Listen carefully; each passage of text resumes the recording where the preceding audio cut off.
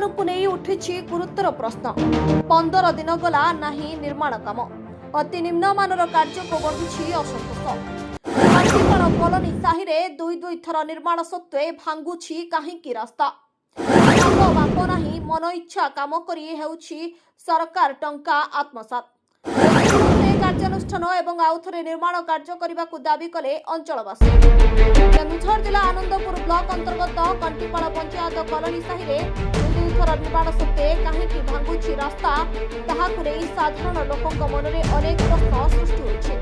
कंटीपाड़ पंचायत कार्यालय को जिबा रास्तार निर्माण कार्य विवाद घेरକୁ आसिछि। लक्ष लक्ष टंका व्यय निर्माण होउथबा एई रास्ता और पोलो कामर गुणमान को नहीं उठिछि गुरुतर प्रश्न।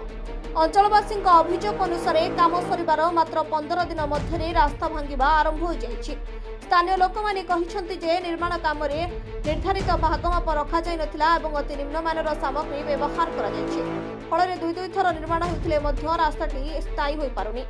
याकु नै एबे अंचल रे असंतोष बढ़ुथबा बेले साधारण लोके एहार उच्चस्तरीय तदंत दाबी करिसंति।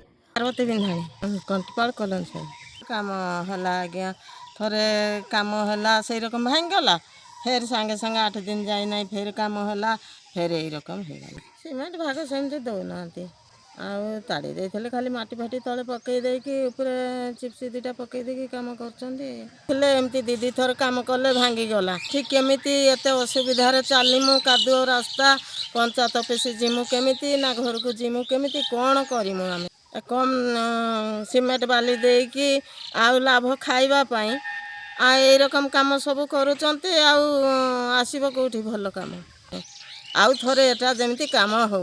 अन्यपटे सरकारी अर्थर दुरुपयोग होइथिबा नै मध्य अभियोग उठिछि।